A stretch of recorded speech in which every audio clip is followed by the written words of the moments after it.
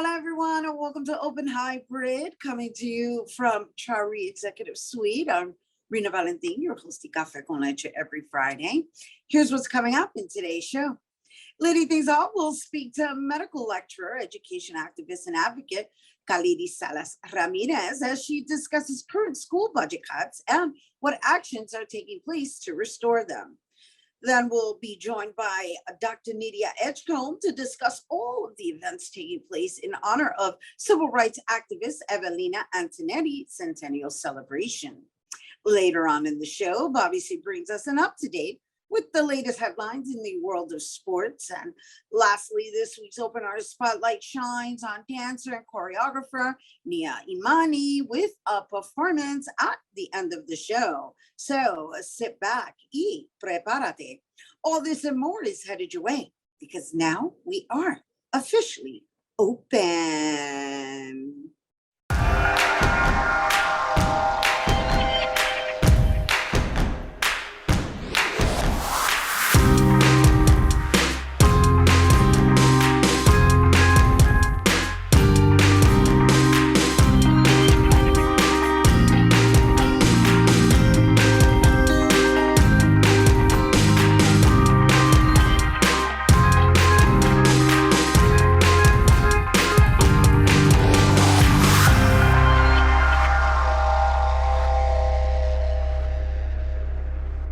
Hey everyone, welcome to Open Hybrid. I'm Rhina Valentin, your host of Café con Leche for the next hour, inviting you to get social with us online. That is, tweet us and follow us on Instagram at BronxNet TV and like us on Facebook at Open BronxNet Television. Of course, while you're there, follow Juan on Instagram, FB, Insta Stories, Twitter at Rhina Valentin. So, the wave of discontent and frustrations due to the city's budget cuts has grown across New York City school communities, that many parents, educators, and elected leaders now know, that these cuts will deeply affect our schools, leading to the elimination of many programs that are vital to students, working class communities. And so here to share more on, I want to say, the policies of school budgets and or cuts is the medical lecturer at CUNY School of Medicine at the City College of New York. And she's an education activist and advocate. And my go-to person with parenting skills is Dr. Kaliris Salas-Ramirez.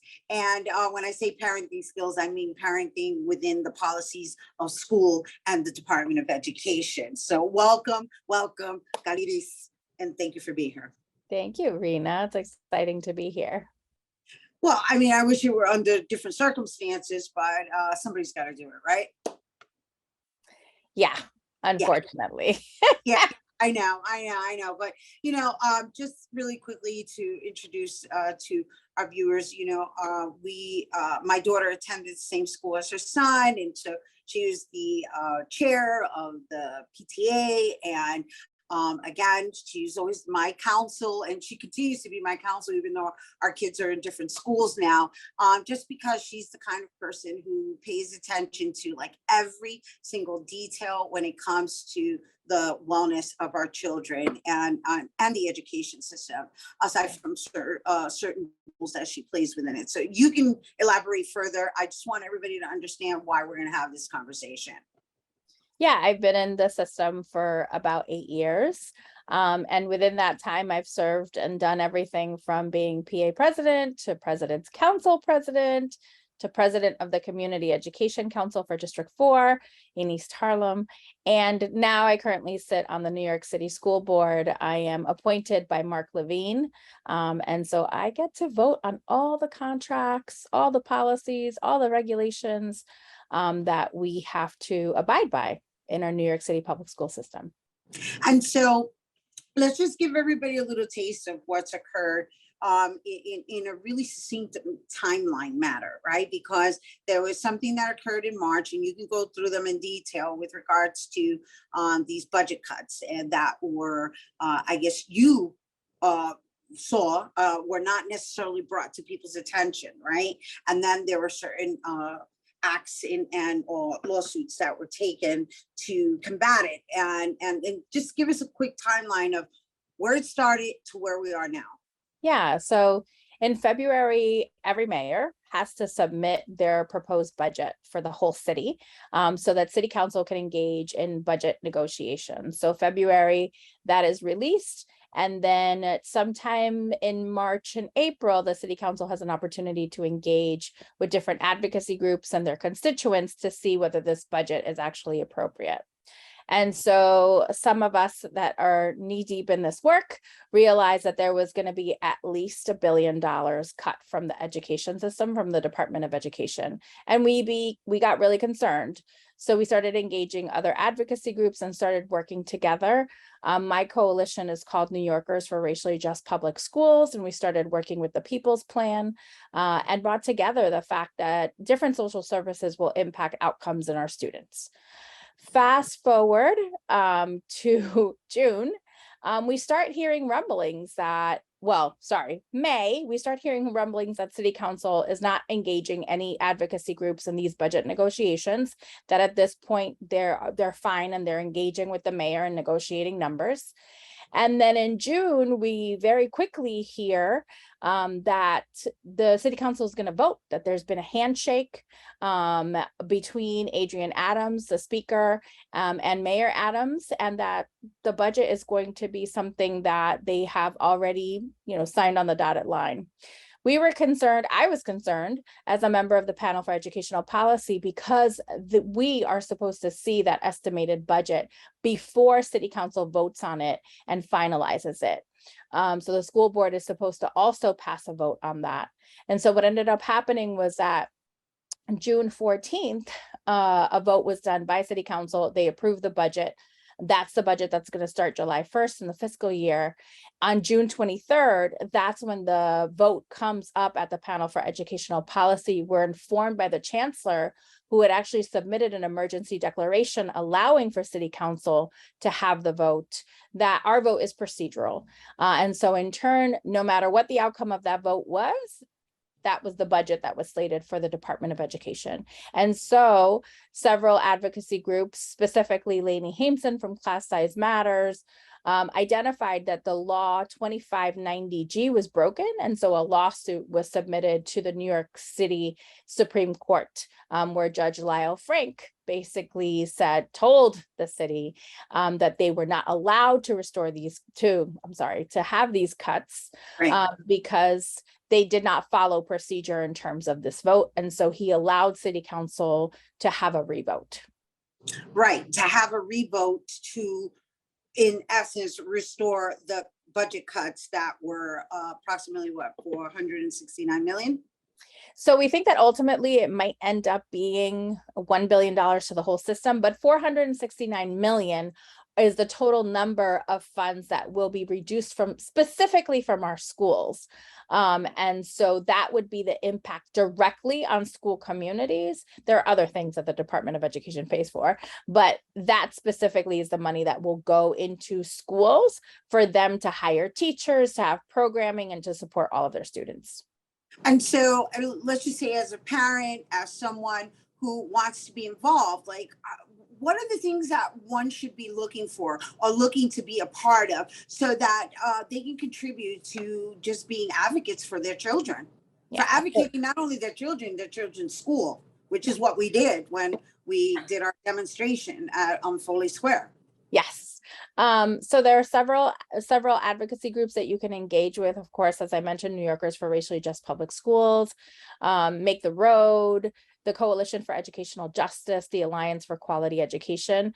But the Department of Education also has its parent leader structures. So beyond your PA or your PTA or your SLT, the school leadership team in your school, you also, every single district has a local school board called the Community Education Council. They have the ability to pass resolutions and also engage with the DOE in order to be able to have these conversations in terms of what are the concerns locally in our districts. I serve on the panel. They meet every month. So once a month, you find out your district and when their CEC meets. The panel for educational policy, which by law, again, is the New York City School Board, I will say that our school board is under mayoral control. So there are always going to be more members appointed by the mayor than there are from any other constituency. And so a lot of people consider the panel for educational policy a rubber stamp for the mayor. Those of us that are borough president appointees have been shaking it up a little bit this year. We hope to continue to engage our communities. We also meet once a month. And so people can also look in the website of the Department of Education, find out our names, our emails are there. If there's anything that you want to engage in advocacy around, feel free to communicate with us. But across the city, there's constantly actions trying to maintain the funding or get more funding into our public schools and ensure that we have equity in our school system. There's lots of different policies that impact particularly our Black and Latino and poor students that we want to make sure that parents continue to stay engaged with and fight for. Wonderful. And thank you for taking the time to be here with us today and educate us and our viewers on how to be active within your local community, especially serving the next generation. I mean, my favorite line that I say in everything I touch and put my hands on is, our goal and our objective here in our existence is to leave things better than we found them. And sometimes that requires a fight. Absolutely. Some but forget. You got to know how to do it. You got to know how to do it. So I really appreciate you taking the time to break it down for us. And once again, that was Dr. Kaliris Salas-Ramirez. She is a medical lecturer, educational activist, and advocate. However, she also serves on the panel education policy, which is the committee, right, for the DOE. And as she mentioned, if you want more information on how to get involved, you can just go to the DOE's website and look under panel education policy. And of course, we want to mention, if you want to sign the petition to restore the cuts to New York City public schools, you can visit actionnetwork.org. And that's what we got for you today, people. We have to take a quick break, but when we return, we're going to hear about the many events taking place in New York and Puerto Rico to honor civil activist, community organizer, and education leader, Dr. Evelina Antonetty. Don't go anywhere.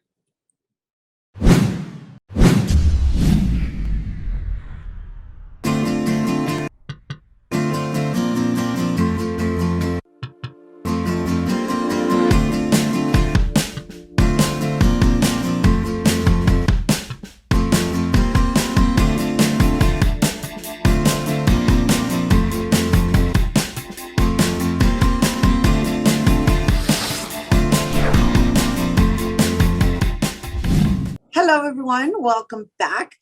So Dr. Evelina Antonetty, known as the Mother of the Bronx, was a community organizer and education leader who advocated for better education systems for Puerto Rican and other minority children in the Bronx.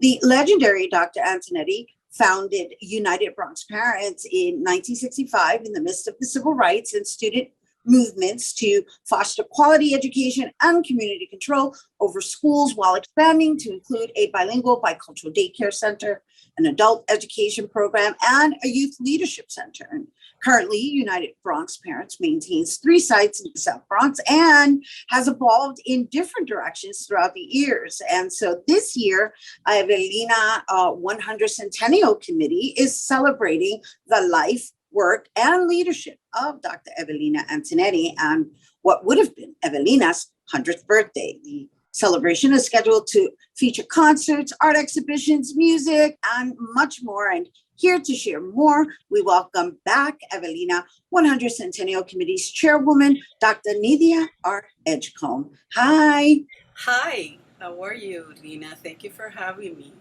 Well, welcome back. Welcome back. I see you got the memo. Red is the color for today. Hey, it's the color of Evelina's art. The play that Sandra Rodriguez wrote. Good one. Right, Sandra Rodriguez wrote. So this is basically the color to celebrate the life and times of Dr. Evelina Antonetty, one of the most important women in the diaspora, the Puerto Rican diaspora in the United States. Evelina Antonetty was born in September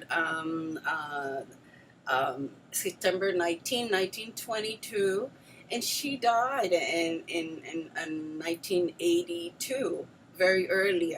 She was in her early 60s. And she left an amazing mark in the Bronx and the United States, all throughout the city, but also throughout the entire diaspora of Puerto Rican diaspora in the United States. So, Evelina, I wanted to introduce to our audience a little bit about yourself and you recently receiving your PhD and how you chose Evelina to be your topic for your dissertation and why you felt that it was so important to coordinate such an elaborate event, because this is an elaborate event that's been put together that you are all about to hear about in increments because it's that big. yeah. Well, while I was working at Ostos, I retired from Ostos after working for 40 years. Everybody, since I got there, and I got there in the late 1970s, everybody was like, oh, Evelina Antonetty, she's my godmother, she's this, she's that, she's so important for the Puerto Rican. She helps me to get to college. She helps me to help me to get the job I got. And I said, and I was working with Evelina Antonetty because I was director of admissions and recruitment at the college, and she was the director that always wanted 2 recruiters in her center, not 1. And she always sent back the students at Ostos with, recommendation letters. In open admissions, you don't need a recommendation letter, but she wanted to put her stamp. This is one of my people. You need to treat her or him differently. And I began to sort of do research really early on Evelina, especially after in the 1980s. And I always, I always wanted to finish my PhD. And while I was doing the research on Evelina, Elba Cabrera said, Nydia, you should do a PhD. You should write a dissertation on Evelina. And sure enough, Elba Cabrera, being the sister of Evelina, she's a good friend. She's sort of like a godmother to me. So I applied for the PhD program in philosophy and history at the Center for Advanced Studies in Old San Juan. And it's a center that specializes in Caribbean and Puerto Rican history. Puerto Rican history is told by the Puerto Ricans in Puerto Rico, leaving out the Puerto Ricans in New York, especially women. Nobody Right. writes about Puerto Rican women who leave the island or who left the island on a boat or who left the island the first in the mass migration when airplane tickets were a little, were affordable. Nobody writes about our struggle when we cross the ocean and we come north to seeking a better life. And meanwhile, in the stories at Ostos Community College of people that worked there, students, people that I met in the community because I was very involved in the community, women were the doers, were the ones, sort of putting forward and pushing forward their families. And I said, this is not only about Evelina, but this is about all of us, about our mothers, about somebody like Josefina Aguado, the mother of Bill Aguado, somebody like the mother of Gonzalez, David Gonzalez from the New York Times, the Puerto Rican journalist, who wrote a beautiful piece in Facebook, which I cut and pasted into my phone, and I read it as an exercise of feeling myself with greatness as a Puerto Rican woman. He wrote a beautiful piece because he's a great writer. And he wrote about the struggle of his mother and how he pushed forward because of having a woman, a Puerto Rican woman, behind him just like that. And Bill Aguado, I don't need to tell you the story of La Chancleta. His mother, he used to say that she was the best at throwing a chancleta at him. So how many other million of Puerto Rican mothers are like that? Your mother, I raised my child in New York as well. And I know of the struggles, and I know of how important we are in our community and the community at large. Yeah, but more than that, right? I know you're referencing our originating roles of being a mom that expand into, or I guess we want to say it kind of like tips over into making sure that that's extended to our extended family, right? Within our community, within whatever, our nieces and nephews. I know I read something here with regards to the different names Evelina Antonetty was addressed as, Titi to her nieces and nephews, obviously, whether blood related or adopted. And she was also Mrs. A to the Puerto Rican community. She was the mother of the Bronx. And of course, to her children, she was just appropriately just known as Ma, so I'm just kind of piggybacking off of what you're referencing with regards to women and their nurturing roles, but more so their leadership roles, which is what gets overlooked. Yes, exactly. And Evelina broke the rules because Evelina was a leader in the 1950s, 60s, and 70s. And that was a time where the world belonged to men.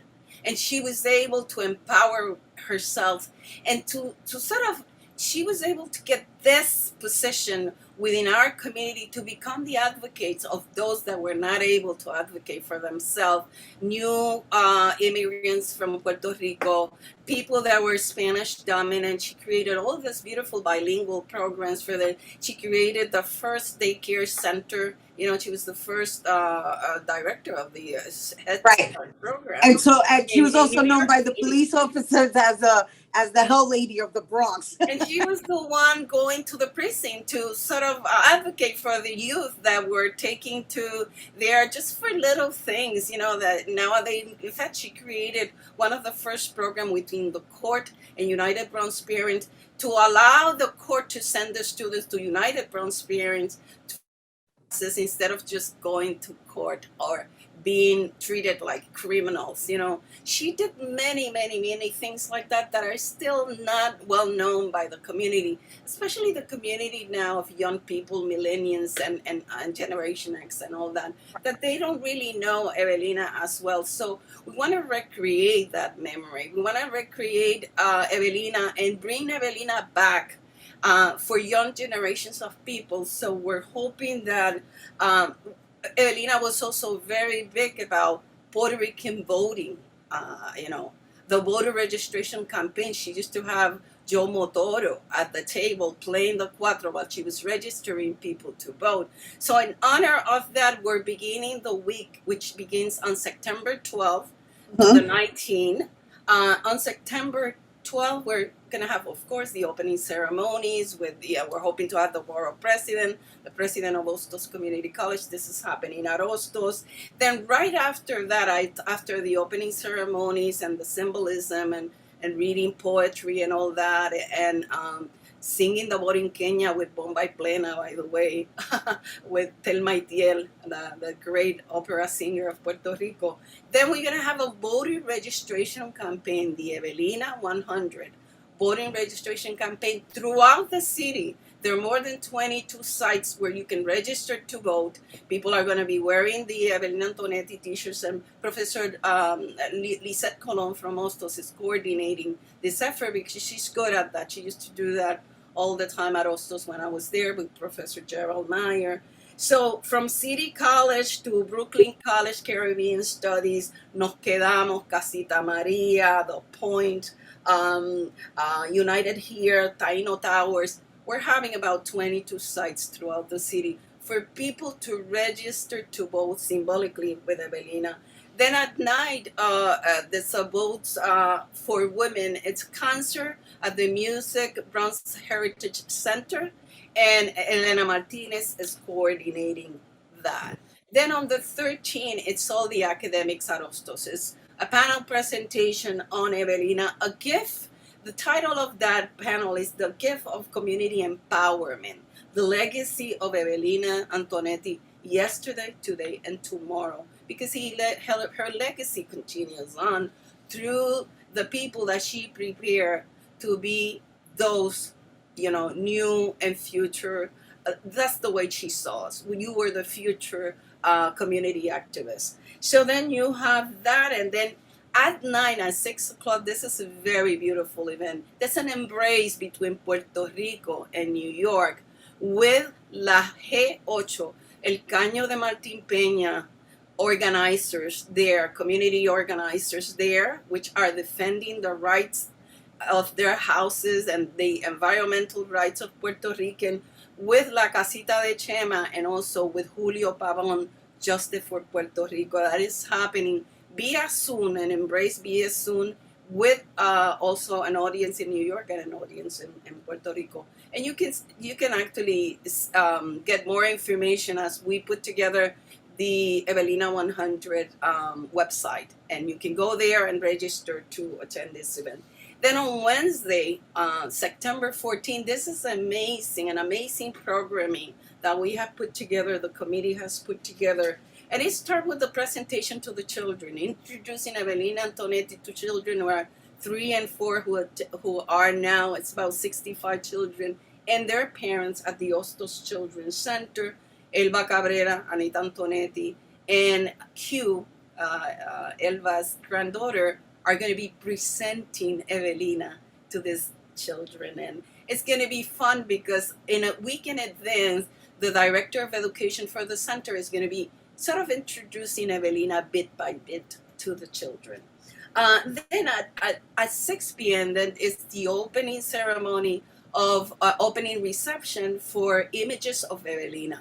Images of Evelina is a group of about 9 Puerto Rican artists from Puerto Rico and from New York who have recreated an image of Evelina. They're amazing, all of them. One is better than the other. They're all just different, but really amazing. And we have artists such as Maestro, Antonio Martorell, Marcos Dimas, Maria Dominguez, Ciuco Garcia, who's a transplant to Puerto Rico from New York, and also Rudy Gutierrez, Sara Morales, Esther Pagan, who we know as Star Angel, Nitza Tufino, and Manny Vega. Those are the ones that we have so far, and we already have received their pieces of art, and they're amazing. You can see them at Hostos on the 14th. We also have the musical premiere of Humberto Ramirez. Humberto Ramirez, I equate Humberto sort of like Rafael Hernandez of our times. He's that good, he's that great. He resides in Puerto Rico. He attended Berkeley University. He was a very well-known musician in Puerto Rico. And BronxNet, Bob Sancho, thank you to Bob Sancho, he actually financed this piece, commissioned the piece, financed the piece, and it's going to be played for the first time at Hostos Community College on that night. Right after that, we're going to have a reading of the great Sandra Rodriguez, a playwright. She wrote the play Evelina's Heart, and we can't put together the entire production, but we will in the future. But for this, she's going to conduct a reading, and believe me, it's going to be amazing, and she's an amazing artist as well. And at the same time that we have all this happening at Hostos Community College, 52 people from Progress are having a jazz concert, the Evelina 100 Jazz Concert, outdoor, a couple of blocks away from where Evelina had United Bronx Parents, the location of United Bronx Parents. So what other ways to celebrate and to honor this amazing community activist, this amazing Puerto Rican women, and to really, in a way, celebrate all of us and all the Puerto Rican women in the diaspora. Oh my gosh. So Nydia, we're out of time, and I know that there's way more that. And I'm so happy with what you shared, because I think they get the gist of what is going to be occurring between September 12th and September 19th. I mean, I don't want to stop you. I'm being told we're out of time, but I want to at least let you complete with the tree planting ceremony, because I'm so excited about that. Unless there's something else. Yes. The real birthday of Evelina is September 19, and we ending the week on September 19 with the tree planting ceremony requested by the family members of Evelina at the Evelina Antonetty Playground. We're going to do a libation, which is sort of an African way of blessing the place. And then right after that, the family, you're invited. Anybody who wants to come to the playground can help us plant this tree that will be there forever for Evelina Antonetty. Okay. Oh my gosh. This is so exciting. And I'm so excited all of this is happening. Not only in the Bronx, it's happening throughout the city and Puerto Rico.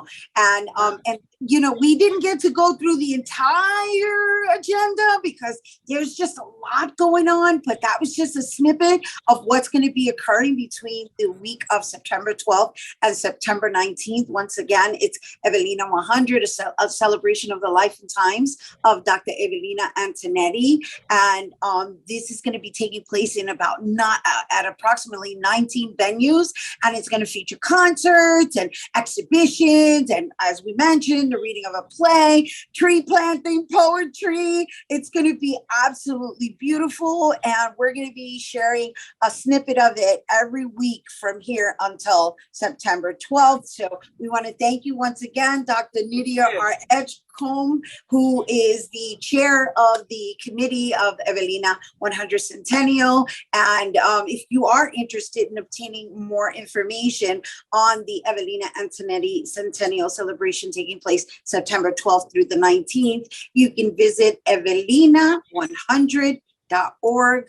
Stay tuned because Bobby C's Weekly Sports Roundup is coming up next.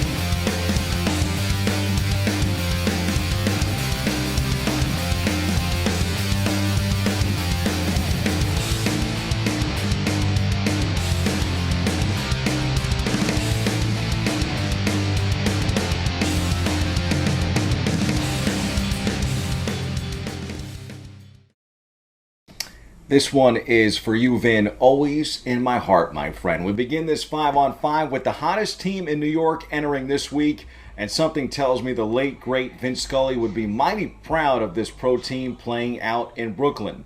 The New York Liberty headline here on the front end of 5-on-5. Natasha Howard scores 18 points and hits a big three-pointer in the final minute as New York defeats Atlanta 87-83 at the Barclays Center last Sunday, sending the Liberty, jubilant as they were, to the WNBA playoffs, with New York leading 80-79 in a back-and-forth fourth quarter. Howard hit a 24-footer to put the Liberty up by 4 with 55 seconds to go. Sabrina Ionescu and Howard both made 2 free throws for New York to seal it, and the Liberty led by 6 down the stretch. The win, New York's 6th in its past 8 games, sends the Liberty to the playoffs as the number 7 seed. And now we get tough here in the WNBA postseason for them. New York will play number 2 Chicago in the first round. That series began Wednesday night and continues on the road tomorrow. Here's more with the red-hot New York Liberty. We talk about our culture and, we want to be a united team. It's the sisterhood you talked about and being gritty. And sometimes you need others. You can't just win. Someone can have a tough game for us, and that's why you have a bench. But I thought our bench was fantastic. It really started with Marine. She had a tough game in the last game, but her to respond and really, got us going. But, credit, really, I just want to give a lot of credit to Tanisha and Dan and what they're doing with Atlanta. I mean, they played hard. This team, I don't know if a team plays as hard, and they're so versatile with their aggressiveness and their shooting ability. So Just happy, obviously, to be going to the playoffs, but against a very good team. The fourth quarter, when we had like that little, 3-4 minutes left in the fourth quarter, we fought and we kept fighting because we knew Atlanta wasn't going away at the end of the day. And we just kept fighting and kept fighting. We stuck together and we made big shots. We came up with clutch rebounds and yeah. While the Liberty were doing their thing in the BK, the new look New York Knicks weren't as hot here in the Bronx this past week. They take the fourth spot here in my sports roundup. The city got its first look at orange and blue point guard Jalen Brunson last Monday night in the Bronx, and the 25-year-old was given a warm welcome by the fans, but the result wasn't what he and his teammates would have expected. That's right, a 110-97 loss in a Nike Pro City playoff game at Hostos Community College. Yes, you heard me correctly there. Get this, Brunson joined Obi Toppin and Julius Randle on one side, with Jalen netting 24 points, Obi collecting 25, and Randle chipping in 18. But the trio actually came up short in the box score in the final result. Hopefully that doesn't carry over into games that matter in the NBA regular season. Brunson afterward emphasized the word pro-am.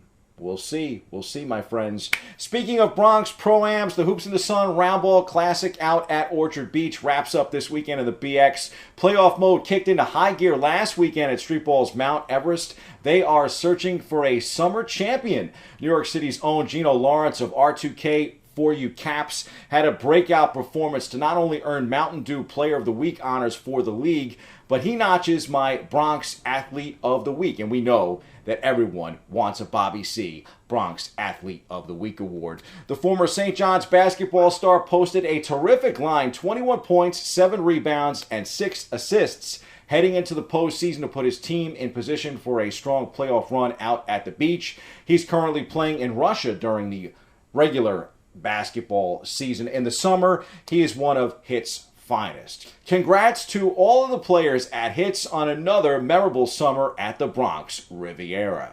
In the 2 spot, the New York Yankees have really scuffled in the month of August. It's almost hard to believe. They entered the week losers of 2 of 3. About the only promising note here for the still first place Bombers remains the steady play of likely American League most valuable player Aaron Judge. Man, that certainly has a ring to it. In recent weeks, the Yankees have hardly resembled the first half juggernaut that steamrolled the opposition on a nightly basis, but Judge has done everything he possibly can to be arguably the most dangerous hitter on the planet right now. Judge delivered again in last Friday's 3-2 10-inning loss to the Boston Red Sox on the road, clearing Fenway Park's Green Monster with his Major League leading 46th home run while collecting his 100th RBI of the season in style. Time for our Judge Report. The home run pace tracker for Aaron on pace for 65 home runs, and yes, that would be the most in a season in Yankees history. Roger Maris's 61 in 1961 is also the American League record, as we've said here in the past on the show.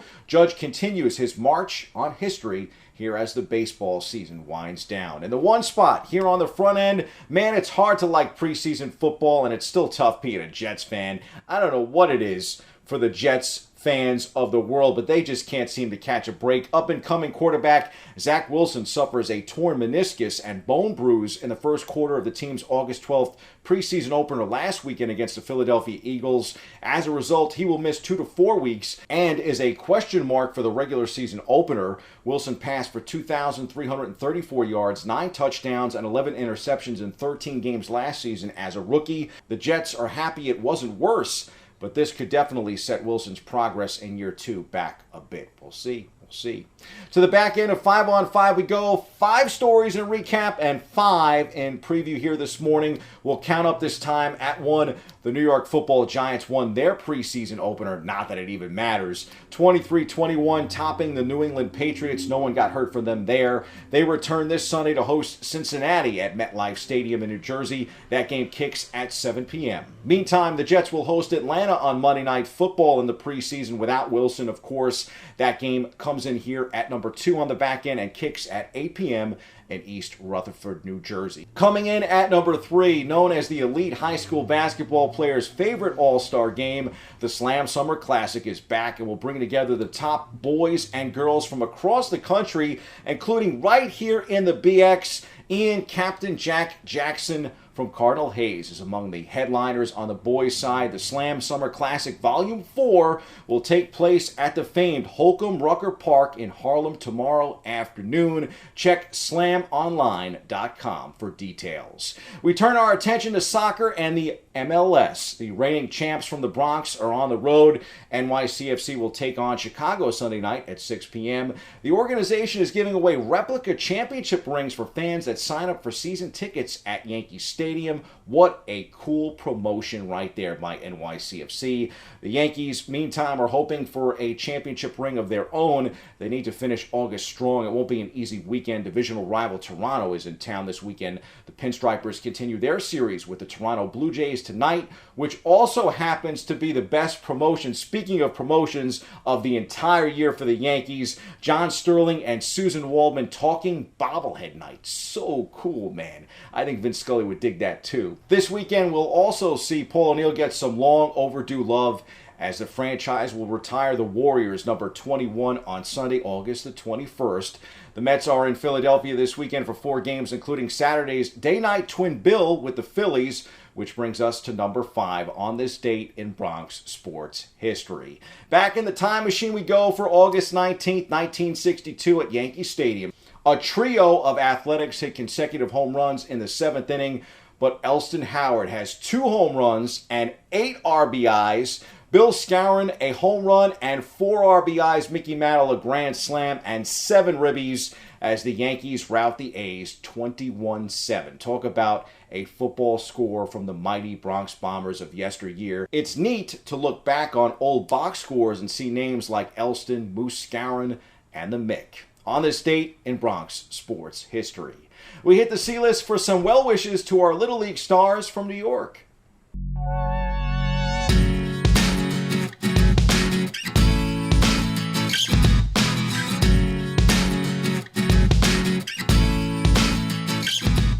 Massapequa Coast punched its ticket to the Little League World Series. It comes in a 4-0 no-hit victory over mighty Toms River east of New Jersey to clinch the Metro region in Bristol, Connecticut this past week.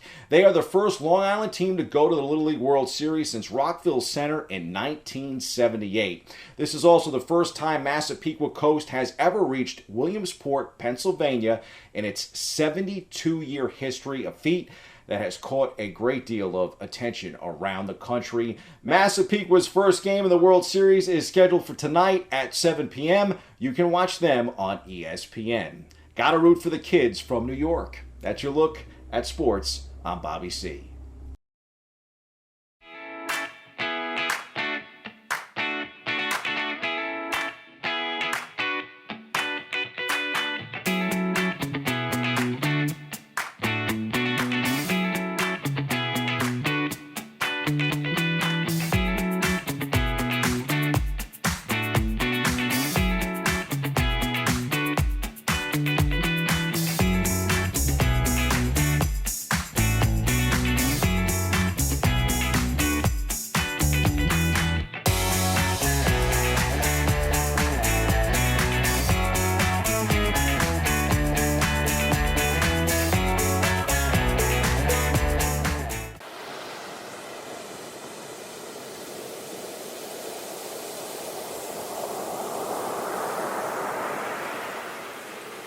Hey everyone, and welcome back to Open Hybrid. Our last guest is a Bronx native who strives to enforce greatness in everyone through the art of dance and dancing since the age of 6. She's appeared in various music videos for featured artists, and well, now she is the founder of her own dance company where she teaches dance and provides choreography services in genres consisting of hip hop, dance hall, and Afro beats. Please welcome dance educator, choreographer, and founder of Imanii Choreography, Niaa Imanii. Hello and welcome.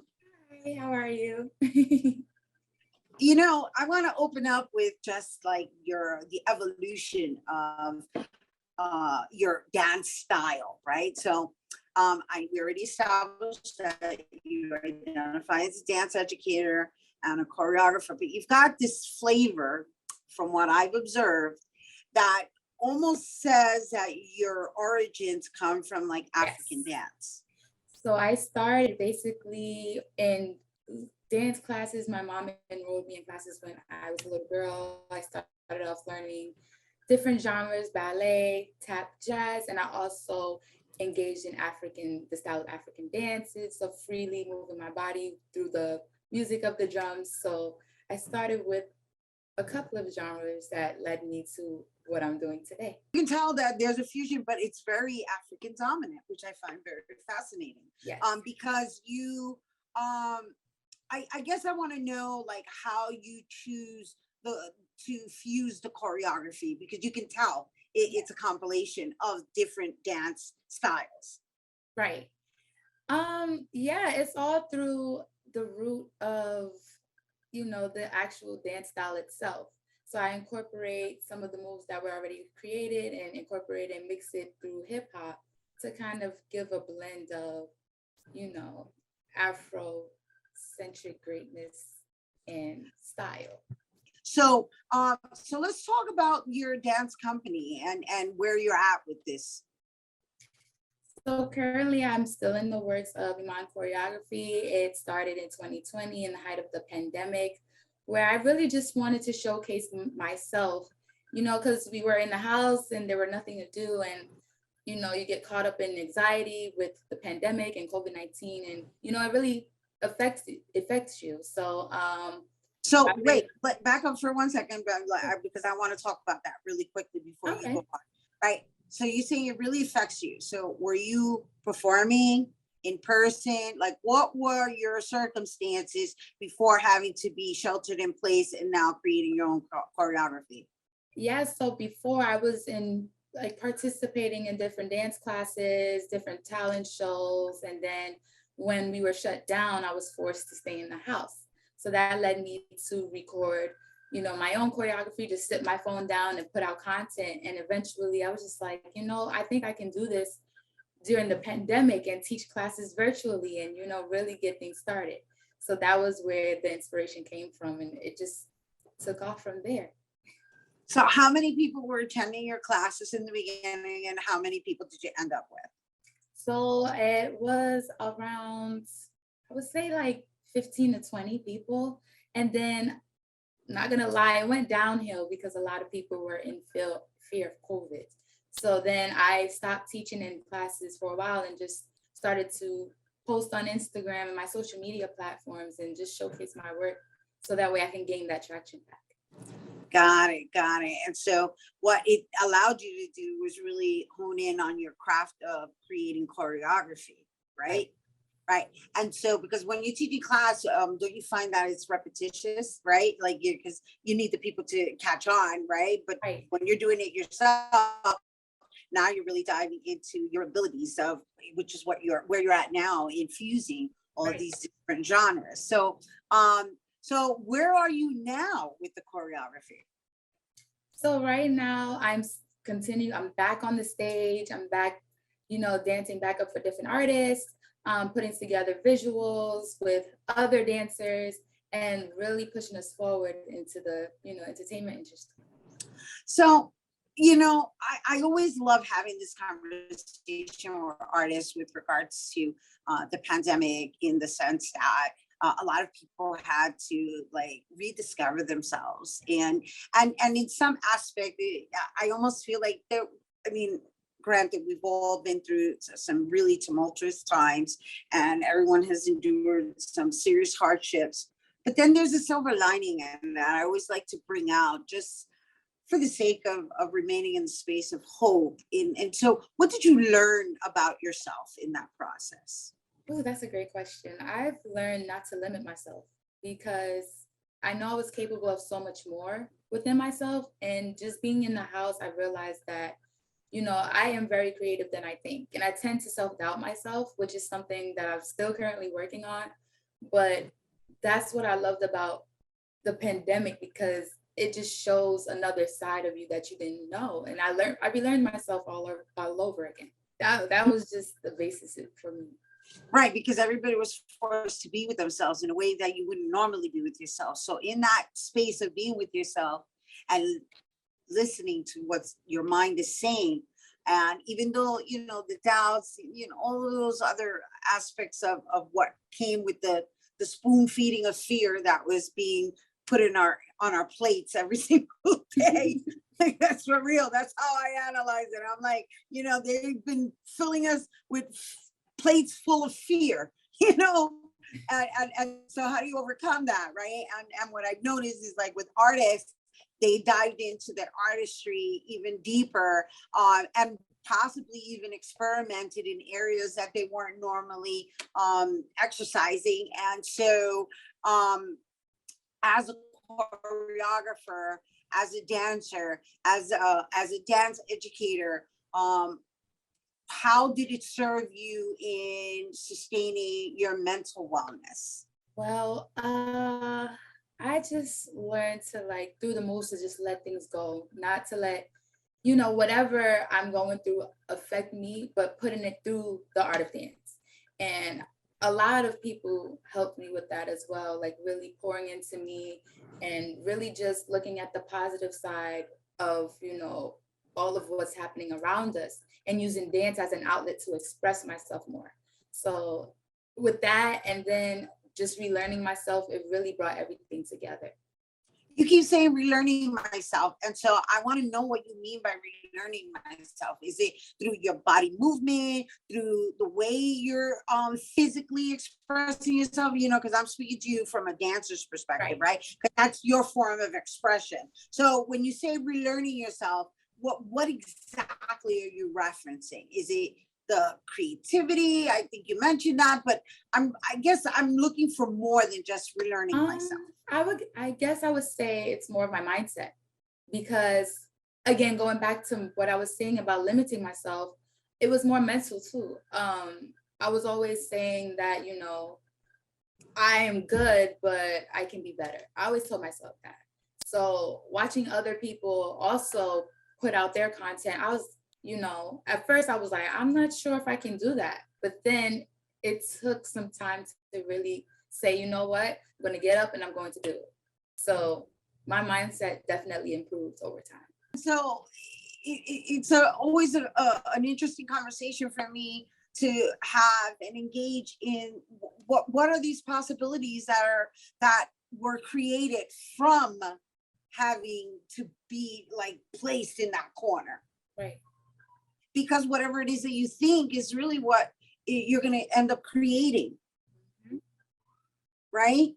And so now, as confident and as, clear as you present yourself as this dance educator and choreographer, and even through the videos that I've seen, I could see the evolution of your dance choreography. I could see it. And there's something that shifted in it. And so I need to know, like, what is it that is Imani's choreography, how would we say it, like centric, like, like what identifies your choreography?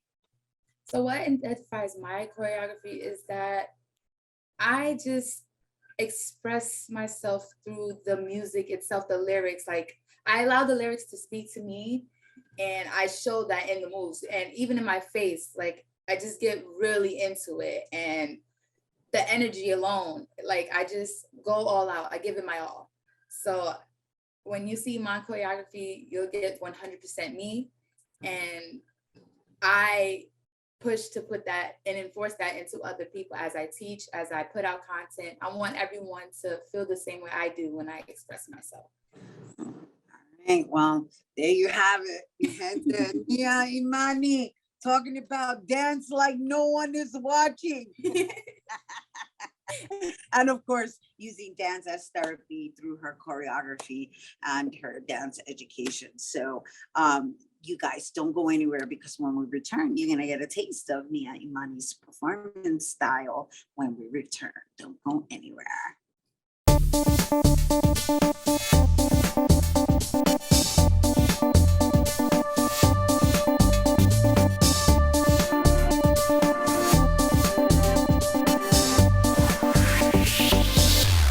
We built a media network for you.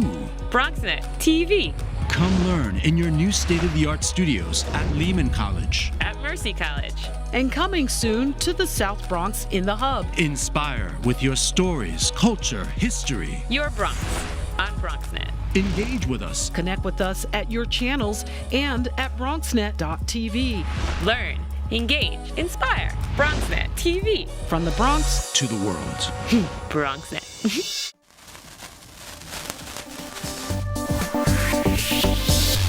Hey everyone, welcome back to Open. Here now to perform. Let's give it up for Niaa Imanii.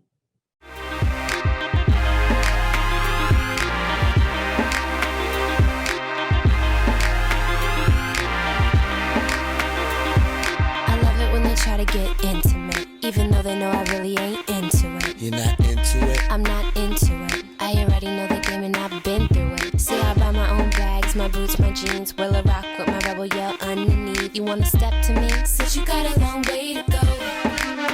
Rock with me, now you claim that you're so hot, and you say you got skills in the bedroom. You try to front when you're so not. Had to chase you, still never come through. You say you wanna come see me, cause you know your girlfriend wanna be me. I'ma tell you why you can't. Since you got a long way to go. Say you wanna love me, wanna touch me. Think twice cause you got a long way to go. Don't know how to act, better fall back. It's like that cause you got a long way to go. It's not that deep, take it easy. You wanna please me, got a long way to go. I'm a bad girl, you wanna get close. Ease up cause you got a long way. Hey, you know, sometimes say the magic you dey be inside both. Black Jersey on the beat. See na magic, you feeling dodo. See that scene in the fine, me my girl, you fine passing in dodo. Make I sing for you, la la dodo. Something like do re mi fa so so la ti dodo. Yeah. Make I sing your song, make you dance and jogo. Do. Make I feel, make I touch, make I play, make I sing, make you whine, I'm dodo. Do. That's what she did do, the things with the bust in my head, oh. She crazy like a rock star. She come clean, but she get in my head, oh. Yeah, she wanna go my side, so she's asking her head, oh. Say, she go like to stay a lot, ooh yeah. So she no go down come out, ooh yeah. Bedu go drop zero, Roma go dance, yo. She go dance, yo, eh. Baby, we can roll it on the and we smoke it on the roll it. Baby, we can smoke it. Ooh, on the and we yeah on the floor. Baby, one of a kind. From sunlight to moonshine, you'll always be mine. That was Niaa Imanii. And for more information on upcoming dance classes and choreography services, you can visit ImaniiChoreography.com and check her out on Instagram and TikTok at _Niaa Imanii. That is our show today, mi gente. Thanks to all our guests for coming through and to you, our viewers, for tuning in. If you missed any part of the show, you can check out the recablecast tonight and 24 hours a day at BronxNet.tv. I'm Rhina Valentin, and from all of us here at Open, may the universe provide paz, prosperity, y amor. Adios.